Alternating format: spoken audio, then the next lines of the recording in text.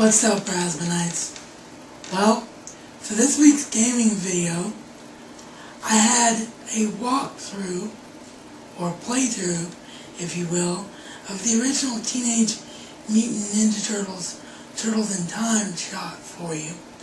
But Cam Studio, which is what I use to capture the video from the simulator on my computer, for some reason, it only made the game footage about that big, even though it was set to full screen.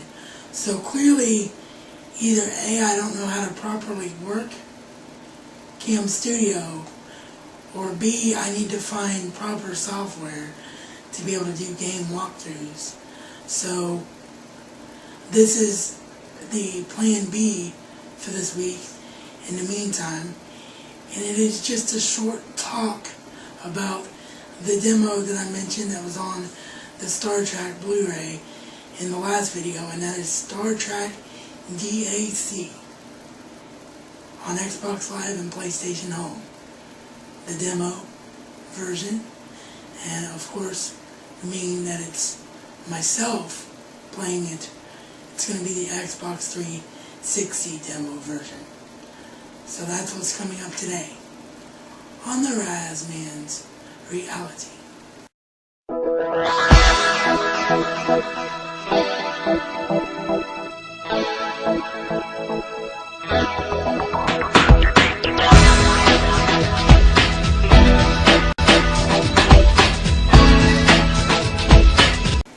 Star Trek DAC was a game that was released alongside the Star Trek 2009 motion picture from J.J. Abrams. I wanted to play this game, but I didn't because I was a bit worried that the controls would not be inducive to me, being that I really struggle with the back triggers, and sure enough, the majority of what you need to do for this game is on the back trigger. But since there's only one level on the demo, I was able to get the basic gist of it. The basic gist of it is that even though they give you 4 ships to choose from, and again, this is just the demo version, so it might be a lot different if you're able to unlock the full version on Xbox Live Arcade, or if you have a PS3, PlayStation Home. But from what I can gather from the demo version and just the one level, they give you 4 different ships to choose from, but you can really only play as 2 different ship types. Those 2 different ship types are the flagship type and the fighter type. And the difference is in the controls. In the flagship, you just basically fly around and just do aimless shooting at your enemies. And on the fighter type, you do the same thing, except for it's a little better because you can aim at your enemies. You use RB to shoot, and you use your left stick to move on the flagship type, and on the fighter type you use your left stick to move, your right stick to aim, and RB to shoot.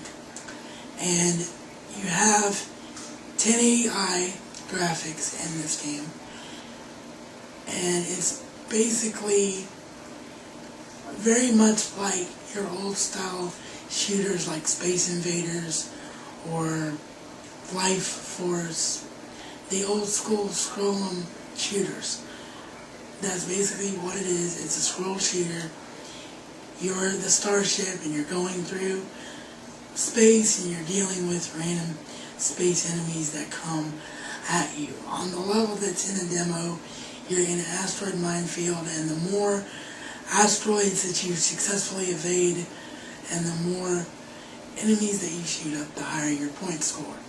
So it was pretty cool, even though I would have preferred the shooter not to be on RB, and I wish they would have given you the option to change where the shoot button is so I could have performed a lot better. It took me about 10 times to get through the level just because of where the shoot button was, being handicapped, and it's hard to move and shoot with RB. But it was still really fun. And if you like the old school style arcade shooters, if you love games like Life Force, I know that you will love Star Trek DAC, especially if you're a Trekkie or a tracker and you like that style of video game. By the way, if you don't know the difference between a Trekkie and a tracker, or you think they're the same thing and people are just nitpicking, that's not true. At least not the way that I believe and the way that I've been told my whole life. So either Wednesday when I review the set, or Thursday when I give the full film review of the 2009 film, I will talk about the difference between Trekkie and tracker.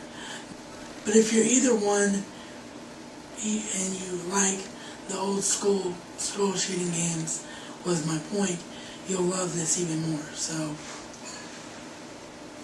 the demo gets a 4-star from me, just because it's a great idea and a Star Trek game is the bomb, and I love old school scroller shooters, but the controls just aren't conducive to someone with a disability, so I struggled a bit with it, so I have to give it 4 stars. This is reality according to the Razman and Razman style. It's not just a catchphrase, but a way of life.